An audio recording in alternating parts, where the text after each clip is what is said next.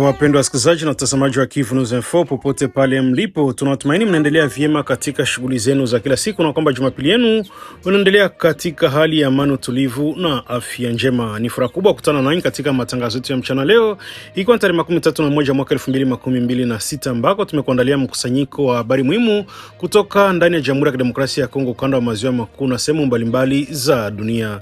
Tutaangazia masuala ya usalama, siasa, afya na jamii pamoja na matukio mengine yanaendelea kuvutia hisia za wananchi. Popote pale unapoendelea kutusikiliza au kutufuatilia, asante sana kwa kuendelea kutuamini Kivu News Info kama chanzo chako cha habari za uhakika, za haraka na zenye kuzingatia taaluma za habari. Mimi ni Teloje Longa, basi nakukaribisha ambatane na mimi katika dakika chache hizi za taarifa mchana. Basi karibu tuanze na habari kuu tulizo kuandalia mchana wa leo.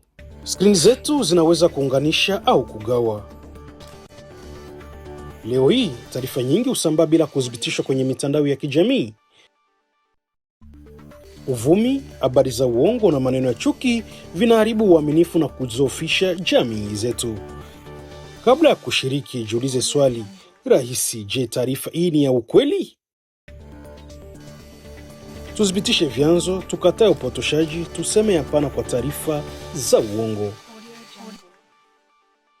Skrini zetu zinapaswa kuwa madaraja na si silaha. Kivu News Info inakuita kuwa na uwajibikaji wa kidijitali. Pamoja tuchague umoja, ukweli na amani. Ujumbe huu umetolewa na kuzenishwa na Wizara ya Ulaya ya Mambo ya Nje kwa kushirikiana na Search for Common Grounds. Katika jimbo la Kivu Kaskazini, kumbuka tena tukio la kusikitisha la usalama baada ya watu wasiopungua 6 kuuawa katika shambulio linalodaiwa kufanywa na wasi wa ADF. Shambulio lilitokea jioni ya siku ya Jumamosi tarehe 23 Mei katika kambi ya jamii ya Wapigme iliyoko katika eneo la Ngabi ndani ya mji wa Beni. Kwa mujibu wa taarifa za awali zilizopatikana kutoka eneo la tukio, washambuliaji walivamia kambi hiyo na kuanzisha mashambulizi yaliyosababisha vifo vya watu kadhaa. Miongoni walipoteza maisha katika tukio hilo ni msanii maarufu wa vichekesho Shukrani Nzanzu Mangese, ambaye alikuwa akifahamika sana katika mji wa Beni na maeneo mengine mwa Jamhuri ya Kidemokrasia ya Kongo kutokana na mchango wake katika sanaa na burudani. Kifo cha Shukrani Nzanzu Mangese kimebua huzuni kubwa miongoni mwa wakazi wa Beni, mashabiki wake pamoja na wadau wa sekta ya utamaduni. Wengi wameleza mastiko yao wakimtaja marehemu kama moja wa vijana waliotumiwa kipaji cha kuelimisha na kuburudisha jamii licha ya changamoto za kiusalama zinazokabili eneo hilo kwa miaka mingi. Mashuhuda walikuwepo karibu na eneo la tukio wanasema hali ya taruki ilitanda mara baada ya watu wenye silaha kuingia kambini na kuanza kufanya mashambulizi dhidi ya raia. Baadhi ya wakazi walazimika kukimbia usiku huo wakitafuta maeneo salama, kwa wengine wakisalia wakiwa na hofu kutokana na hatari ya mashambulizi mengine. Hadi sasa mamlaka husika bado zinaendelea kukusanya taarifa za kina kuhusu tukio hilo ili kubaini idadi kamili ya walioathirika pamoja na mazingira halisi yaliyopelekea shambulio hilo. Mpaka sasa kuna taarifa rasmi iliyotolewa kuhusu idadi waliojeruhiwa, huku uchunguzi ukiendelea ili kubaini wahusika na kudhibitisha rasmi ukubwa wa hasara iliyosababishwa. Shambulio linakuja katika kipindi ambacho eneo la Beni linaendelea kukabiliwa na changamoto kubwa za usalama. Kwa miaka kadhaa, wasi wa ADF wamekuwa wakiutumiwa kuhusika na mauaji, utekaji pamoja na mashambulizi ya raia katika maeneo mbalimbali ya Kivu Kaskazini na Ituri. Hali hii imeendelea kuathiri maisha ya wananchi na kusababisha maelfu ya watu kuyahama makazi yao na kukimbia vurugu. Wakazi wa Beni wanaendelea kutoa wito kwa mamlaka za usalama kuongeza juhudi za kulinda raia na kuimarisha operesheni dhidi ya makundi yenye silaha ili kuzuia matukio kama haya yasijirudilie. Wakati huo jamii ya kitamaduni na wapenda sana wanaendelea kuomboleza kifo cha msanii Shukrani Nzanzu Mangese aliyepoteza maisha katika mazingira ya kusikitisha, wakati taifa ikiendelea kutafuta amani na usalama wa kudumu. Kwa niaba ya timu nzima ya Kivu News Info tunatoa salamu za pole na rambirambi kwa familia ya marehemu ya Shukrani Nzanzu Mangese, kwa jamii nzima ya wasanii wa Beni, marafiki, ndugu na wote walioguswa na msiba huu mkubwa. Tunaombea nguvu na faraja katika kipindi hiki kigumu cha majonzi. Vile vile tunatoa pole kwa familia zote ambazo zinaendelea kupoteza wapendwa wao kutokana na mashambulizi ya mara kwa mara endelea kushuhudiwa katika maeneo mbalimbali ya mashariki mwa Jamhuri ya Kidemokrasia ya Kongo. Tunatumaini siku moja amani, usalama na utulivu vitarejea ili wananchi waweze kuishi maisha yao bila hofu yoyote. Mungu alaze roho za marehemu wote mahali pema peponi. Amina. Hali ya hofu na taharuki imetanda katika mji wa madini wa Misisi ulipo katika sekta ya Nganja katika wilaya Fizi katika jimbo la Kivu Kusini baada ya milio mikubwa ya risasi kusikika kwa saa kadhaa usiku wa kuamkia leo Jumapili. Kwa mujibu wa taarifa kutoka kwa wakazi mbalimbali waliosaliana na vyombo vya habari vya ndani, milio ya silaha ilianza kusikika majira saa 9 usiku na kuendelea kwa muda mrefu hadi wakati wa mapambazuko. Hali iliyofanya wananchi wengi kukesha katika hofu kubwa bila kufahamu chanzo halisi cha mashambulizi hayo wala pande zinazohusika. Mashuhuda waliko katika eneo la Misisi wanasema kuwa milio ya risasi ilikuwa mikubwa na ya mara kwa mara kiasi cha kuwafanya wananchi wengi kushindwa kupata usingizi. Baadhi ya familia zilazimika kujifungia ndani ya nyumba zao, wengine wakitafuta sehemu wanazoziona salama zaidi kwa hofu ya kuathiriwa na mapigano yanayoweza kutokea. Wakazi kadhaa wameeleza kuwa tangu milio hiyo ilipoanza kusikika, hali ya maisha ilisimama kwa muda katika baadhi ya maeneo ya mji huo wa madini. Watu wengi waliepuka kutoka nje na nyumba zao wakati wa usiku na hata asubuhi ya leo kutokana na kutokuwa na uhakika wa hali ya usalama. Kwa mujibu wa baadhi ya wananchi, milio hiyo iliendelea kusikika hadi jua lilipoanza kuchomoza, jambo linaloongeza hofu na sintofahamu miongoni mwa wakazi wa eneo hilo. Wengine wanaeleza kuwa walisikia risasi kutoka maeneo tofauti hayo, hali iliyozua maswali mengi kuhusu kilichokuwa kinaendelea usiku huo. Hadi sasa hakuna taarifa rasmi iliyotolewa na mamlaka za eneo hilo wala vyombo vya usalama kueleza chanzo cha milio hiyo ya silaha. Kutokana na ukosefu wa maelezo rasmi, wakazi wengi wameendelea kubaki na wasiwasi huku wakisubiri ufafanuzi kutoka kwa viongozi wa eneo hilo na wahudumu wa usalama. Baadhi ya wananchi walizungumza kutoka Misisi wanasema hali ya kutokujua kilichotokea ndiyo inaongezeka zaidi miongoni mwa jamii. Wanaeleza kuwa wanasubiri kujua iwapo milio ilihusiana na mapambano kati ya makundi yenye silaha, operesheni za kijeshi au tukio lingine la kiusalama. Misisi ni moja ya maeneo muhimu ya uchimbaji wa madini katika wilaya ya Fizi na kwa muda mrefu imekuwa ikikabiliwa na changamoto za kiusalama zinazohusisha uwepo wa makundi mbalimbali yenye silaha. Hali mara nyingi umekuwa ikisababisha taharuki kubwa miongoni mwa wananchi pamoja na kuathiri shughuli za kiuchumi na kijamii katika eneo hilo. Wachambuzi wa masuala ya usalama wanaeleza kuwa matukio ya kusikika kwa milio ya risasi katika maeneo yenye changamoto za kiusalama huwa na athari kubwa kwa wananchi, hasa pale ambako hakuna taarifa rasmi zinazotolewa kwa wakati. Kutokuwepo kwa mawasiliano haraka kutoka kwa mamlaka mara nyingi huongeza uvumi na hofu ndani ya jamii.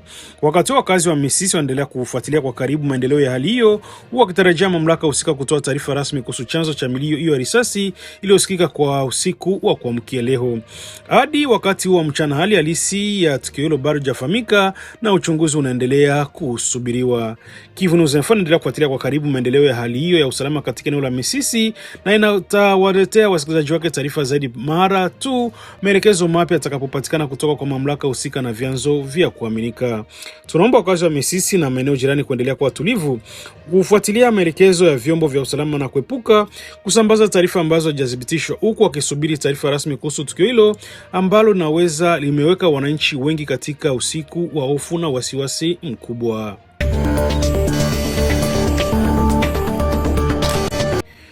Wasiwasi na hofu vinaendelea kutawala miongoni mwa wakazi wa mtaa wa Kalinga Nord, hususan katika barabara ya Batwari baada ya kuripotiwa kwa matukio kadhaa yanayolenga nyumba za wananchi katika jioni ya Jumanne tarehe 29 Mei katika mji wa Baraka mkoani Kivu Kusini, mashariki mwa Jamhuri ya Kidemokrasia ya Kongo. Kwa mujibu wa taarifa zilizotolewa na wakazi wa eneo, matukio hayo yalitokea kati ya saa 1 na saa 2 usiku, wakati familia nyingi zikiwa ndani ya nyumba zao baada ya shughuli za kila siku. Wakazi wanasema kwa watu waliokuwa wamevalia sare za kijeshi waliingia katika nyumba mbalimbali na kufanya uporaji wa mali za wananchi katika mazingira yaliyozua taharuki kubwa. Mashuhuda kadhaa wanaeleza kuwa watu walikuwa wakitembea kutoka nyumba moja hadi nyingine, huku wakichukua simu za mkononi, fedha na vitu vingine vya samani. Baadhi ya familia zilizokumbwa na tukio hilo zinasema kuwa zilijikuta zikipoteza mali muhimu ambazo zilikuwa zikitumika katika shughuli zao za kila siku na kujipatia kipato. Hata pamoja na taarifa hizo, wakazi wa Kalinga Nord wanasema wawezi kudhibitisha kwa hakika utambulisho wa wahusika wa matukio hayo. Ingawa watu walikuwa wamevalia mavazi yanayofanana na sare za kijeshi, hakuna ushahidi wa kutosha unaoweza kudhibitisha iwapo walikuwa wanajeshi wa Jamhuri ya Kidemokrasia ya Kongo FARDC au wanachama wa makundi ya wazalendo, au kama walikuwa wahalifu waliotumia mavazi hayo kwa lengo la kujificha utambulisho wao. Kutokana na hiyo, wakazi wengi wameeleza kuwa wameanza kuishi kwa taharuki kubwa, wakihofia kuwa matukio hayo yanaweza kujirudilia katika siku zijazo ikiwa hatua za haraka hazitachukuliwa. Wanasema kuwa usalama wa raia na mali zao unaonekana kuzidi kuzofika katika katika baadhi ya maeneo ya mji wa Baraka, jambo linalozua hofu kubwa kwa hasa wakati wa saa za jioni na usiku. Baadhi ya wananchi waliozungumza na Kivu News Info wameeleza kuwa watoto, wanawake na wazee ndio wanaoathirika zaidi na hali hiyo, kwa sababu wengi wao hubaki nyumbani wakati wa usiku bila uwezo wa kujilinda dhidi ya uhalifu. Wameongeza kwamba matukio aina hii yanaharibu utulivu wa jamii na kuathiri maisha ya kawaida ya wananchi. Wakazi wa Kalinga Nord sasa wanatoa wito kwa mamlaka za mji wa Baraka pamoja na vyombo vya ulinzi na usalama kuchukua hatua za haraka ili kurejesha hali ya usalama katika eneo hilo. Wanataka kuona doria za mara kwa mara zikiongezwa, hasa katika mtaa unaopatiwa kuwa katika hatari kubwa ya uhalifu. Wananchi hao wanasisitiza umuhimu wa kufuatiliwa kwa uchunguzi wa kina ili kubaini wahusika wa vitendo hivyo. Kwa maoni yao, kukamata na kuwafikisha wahusika mbele ya vyombo vya sheria kutasaidia kupunguza matukio kama hayo na kurejesha imani ya wananchi kwa vyombo vya usalama. Wakazi wanaamini kuwa hatua madhubuti za kiusalama zinaweza kusaidia kuzuia kuongezeka kwa vitendo vya viziwizi na uhalifu katika mji wa Baraka. Wanasema kuwa kila mwananchi anapaswa kuwa na haki ya kuishi kwa amani ndani ya nyumba yake bila hofu ya kushambuliwa au kuporwa mali zake. Mbali na kuomba msaada kutoka kwa mamlaka, viongozi wa jamii na wananchi wamehimiza kuimarishwa kwa ushirikiano kati ya wakazi wa maeneo mbalimbali. Wametaka wananchi kuwa macho, kutoa taarifa kwa wakati kuhusu watu au mienendo inayotia shaka, au kushirikiana na vyombo vya usalama katika juhudi za kulinda usalama wa jamii. Hadi sasa kuna taarifa rasmi iliyotolewa kuhusu kukamatwa kwa watu wanaohusishwa na matukio hayo. Wakazi wa Kalinga Nord wanaendelea kusubiri hatua za mamlaka kuhusu, wakitumaini kuwa hali ya usalama itaimarishwa na kuwa na haraka ili kurejesha utulivu katika eneo hilo. Kwa wakazi wa Kalinga Nord, kulindwa kwa maisha na wananchi ni mali zao kunapaswa kubaki paumbele kikuu. Wamesema kuwa amani na usalama ndio msingi wa maendeleo ya jamii na kwamba juhudi zote zinapaswa kutekelezwa katika kuhakikisha kwa wananchi wanaishi katika mazingira salama na yenye utulivu. Katika juhudi za kuimarisha usalama na kupambana na vitendo vya uhalifu vinavyoathiri wananchi, watu 32 wanaotumiwa kuhusika na makosa mbalimbali ya jinai wamewasilishwa rasmi mbele ya serikali ya jimbo ya Lualaba siku ya Jumatatu tarehe 29 Mei. Kwa mujibu wa taarifa zilizotolewa na mamlaka za usalama, watumiwa hao walikamatwa kufuatia operesheni maalum zinazofanywa kwa ushirikiano kati ya jeshi la polisi la Jamhuri ya Kidemokrasia ya Kongo PNC, jeshi la FARDC katika maeneo ya Fungurume na Kolwezi. Miongoni mwa watu waliokamatwa, baadhi wanatumiwa kuhusika katika vitendo vya uporaji wa kutumia silaha, uvamizi wa makazi ya wananchi, ujambazi wa barabarani pamoja na mauaji. Mamlaka zinaeleza kuwa operesheni hizo zilifanyika baada ya kupatikana kwa taarifa mbalimbali kutoka kwa wananchi pamoja na uchunguzi uliofanywa na vyombo vya usalama kuhusu ongezeko la matukio ya uhalifu katika baadhi ya maeneo ya jimbo hilo. Wakati wa kuwasilishwa kwa hotuba wao mbele ya viongozi wa serikali wa jimbo la Lualaba, mamlaka zisitiza kwa mapambano dhidi ya uhalifu yataendelea kuimarishwa ili kuhakikisha usalama wa wananchi na mali zao. Serikali ya jimbo hiyo imeeleza kuwa haitavumilia vitendo vya uhalifu vitakavyotishia amani na maendeleo ya wakazi wa Lualaba. Kwa mujibu wa taarifa za awali, baadhi ya watumiwa wao waliwasilishwa na matukio kadhaa ya uporaji wa kutumia silaha yaliyoripotiwa katika miezi ya hivi karibuni. Matukio yalisababisha hofu kubwa miongoni mwa wananchi na wafanyabiashara, hasa katika maeneo ya uchimbaji madini ambako shughuli za kiuchumi zimekuwa zikikua kwa kasi. Kolwezi, mji mkuu wa jimbo la Lualaba, pamoja na eneo la Fungurume ni miongoni mwa maeneo muhimu ya uzalishaji wa madini nchini Jamhuri ya Kidemokrasia ya Kongo. Kutokana na uchumi wake na umuhimu wake wa kiuchumi, maeneo mara kwa mara ukabiliwa na changamoto za kiusalama zinazohusiana na uhalifu wa kawaida pamoja na mitandao ya uhalifu wanaolenga mali za wananchi na makampuni mbalimbali. Mamlaka za usalama zimepongeza ushirikiano kati ya polisi, jeshi na wananchi ambao ulisaidia kufanikisha operesheni hizo. Zimeeleza kuwa taarifa zinazotolewa na wananchi zina mchango mkubwa katika kuwabaini wahalifu na kuzuia vitendo vya uhalifu kabla havijasababisha madhara makubwa zaidi. Baadhi ya wakazi wa Lualaba wamepokea kwa matumaini hatua hiyo kwa kukamatwa kwa watumiwa wao, wakiamini kuwa inaweza kusaidia kupunguza kiwango cha uhalifu na kurejesha ile usalama katika maeneo yaliyokuwa kikumbwa na matukio ya ujambazi na uporaji wa kutumia silaha. Viongozi wa serikali ya jimbo wamehimiza wananchi kuendelea kushirikiana na vyombo vya usalama kwa kutoa taarifa za watu wanaoshukiwa shaka au mienendo inayoweza kuhatarisha usalama wa jamii. Wanasema kuwa vita dhidi ya uhalifu haviwezi kufanikiwa bila ushirikiano wa karibu kati ya wananchi na taasisi za usalama. Na kwa mujibu wa sheria za Jamhuri ya Kidemokrasia ya Kongo, watumiwa wote wana haki ya kusikilizwa na mahakama yenye mamlaka kabla ya kutolewa hukumu yoyote. Hivyo basi watu hao 32 utafikishwa mbele ya vyombo vya sheria vinavyohusika ili kujibu tuhuma zinazowakabili na kuruhusu mchakato wake kufuata mkondo wake. Hatua inaonekana kama sehemu ya juhudi pana za serikali za kurejesha usalama katika maeneo mbalimbali ya nchi ambako matukio ya uhalifu yamekuwa yakisababisha hofu kwa wananchi. Serikali inaamini itaendelea kuimarisha operesheni za usalama na kuhakikisha kwamba wahusika wa vitendo vya uhalifu wanachukuliwa hatua kwa mujibu wa sheria. Mkurugenzi mkuu wa shirika la afya duniani Tedros Adhanom amewasili mjini Bunia siku ya Jumamosi tarehe 13 Mei kwa ziara ya kikazi inayolenga kuimarisha mapambano dhidi ya ugonjwa wa Ebola unaendelea kuwasili maeneo ya mashariki mwa Jamhuri ya Kidemokrasia ya Kongo. Ziara hiyo inafanyika wakati ambako mamlaka za afya kwa kushirikiana na washirika wa kimataifa zinaendelea na juhudi za kudhibiti kuenea kwa ugonjwa huo ambao umeibua wasiwasi mkubwa katika baadhi ya maeneo ya majimbo ya Kivu Kaskazini na Kusini pamoja na Ituri. Akizungumza na waandishi wa habari mara baada ya kuwasili kwake, Tedros alisitiza kuwa shirika la afya duniani linaendelea kusimama bega kwa bega na wananchi wa Kongo pamoja na serikali katika mapambano dhidi ya Ebola. Alieleza kuwa shirika hilo linaendelea kujitolea kutoa msaada wa kiufundi, vifaa vya matibabu na ushauri wa kitaalumu ili kuhakikisha ugonjwa huo unadhibitiwa kwa haraka iwezekanavyo. Mkuu wa shirika la Umoja la Afya Duniani alitumia nafasi hiyo kueleza mshikamano wake wa wananchi wa Ituri, Kivu Kaskazini na Kusini ambao wanaendelea kukabiliwa na athari za mlipuko huo wa Ebola. Alisema kuwa changamoto zinazowakabili wananchi katika maeneo hayo zinahitaji mshikamano wa kitaifa na kimataifa ili kuokoa maisha ya watu na kuzuia kuenea zaidi kwa ugonjwa huo. Kwa mujibu wa Tedros, jamii zinapaswa kuwekwa katikati ya mapambano dhidi ya Ebola kwa sababu ndizo zinafahamu vyema mazingira yao, changamoto zinazowakabili na njia zinazoweza kusaidia kupata suluhisho la kudumu. Alibainisha kuwa mafanikio ya mapambano dhidi ya magonjwa ya mlipuko hayawezi kupatikana bila ushirikiano wa karibu kati ya wataalamu wa afya na wananchi wenyewe. Katika kipindi cha ziara yake nchini, mkurugenzi huyo wa shirika la afya duniani anatarajiwa kukutana na viongozi wa kijamii, viongozi wa kidini, wanawake, vijana na wafanyabiashara pamoja na wadau wengine wa maendeleo.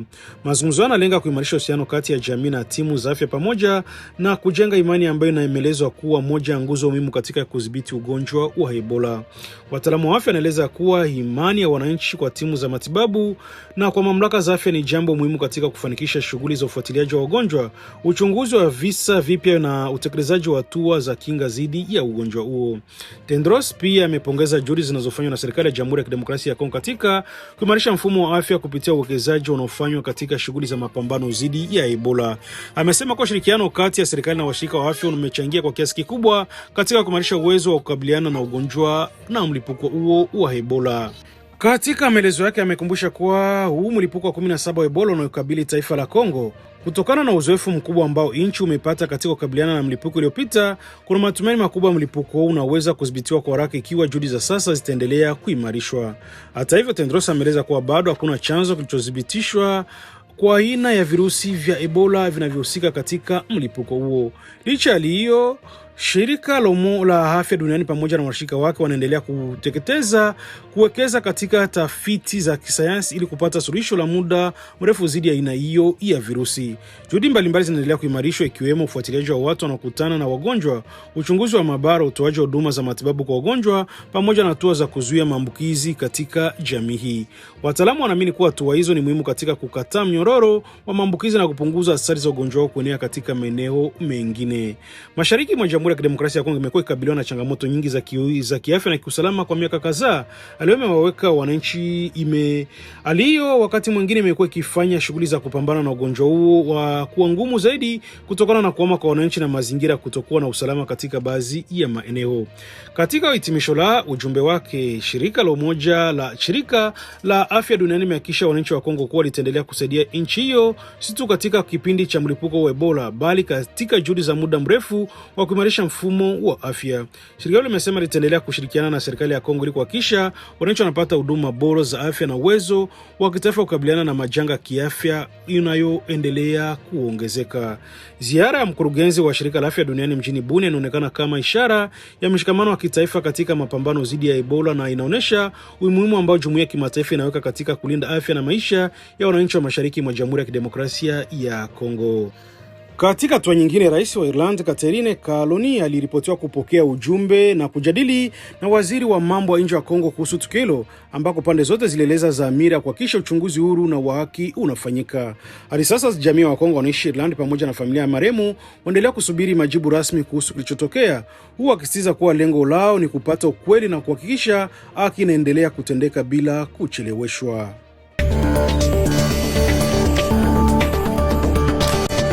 Mapigano makali yameripotiwa tangu usiku wa kuamkia Jumamosi tarehe 13 Mei katika eneo la Loasha Burora ndani ya wilaya Masisi katika mkoa Kivu Kaskazini, kati ya waasi wa M23 na makundi ya wazalendo yanayojiamini kwa lengo la kulinda maeneo hayo.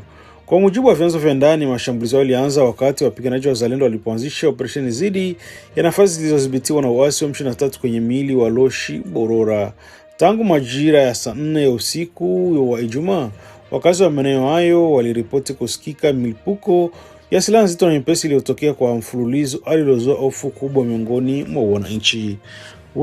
Wakazi wengi walikesha katika hali ya taharuki, huku baadhi yao wakilazimika kuondoka kwa makao kwa hofu ya kukumbwa na mapigano hayo. Washuhuda wanasema kuwa milio ya risasi na mabomu yalisikika katika maeneo mbalimbali ya mji huo, jambo linaloashiria ukubwa wa mapigano kati ya pande hizo mbili zinazowazia udhibiti wa eneo hilo. Kutokana na mapigano hayo, usafiri kati ya mji wa Masisi Centre na Nyabiondo umesitishwa kwa muda. Barabara hiyo ambayo ni muhimu kwa shughuli za biashara, usafirishaji wa bidhaa na huduma za kijamii imekuwa haiwezi kutumika kutokana na hali ya kutokuwa salama. Hali imeathiri maisha ya wananchi wengi wanaotegemea njia hiyo kwa shughuli zao za kila siku. Katika maeneo ya Butembo na Kisima, vyanzo vya ndani vinaripoti kuonekana kwa wimbi jipya la wakimbizi wanaokimbia makazi yao. Baadhi ya familia zimeanza kuelekea Nyabiondo wakitafuta usalama, huku wengine wakijificha katika maeneo yanaonekana kuwa salama zaidi. Hata hivyo, naongeza idadi ya watu walilazimika kuyama makazi yao kwa hofu ya vita vitakavyokuwa vinaendelea katika maeneo ya Masisi. Mapigano yaliendelea hasa katika njaa za mchana na za Jumamosi, huku upande ukijaribu kuimarisha nafasi zake. Wazalendo na waasi wa M23 wanaripotiwa kuendelea kugombania udhibiti wa eneo hilo ambalo linaonekana kuwa tulivu wakimwakati katika ukanda huo. Hadi sasa hali halisi ya umoja wa mapambano bado haijawekwa wazi kutokana na ugumu wa kupata taarifa za uhakika kutoka maeneo yaliyokumbwa na vita. Wakati huo, wananchi na mashirika ya kiraia yanaendelea kutoa wito kwa kurejeshwa kwa amani na usalama katika eneo hilo ili kuruhusu wakazi na kurejea katika maisha yao ya kawaida.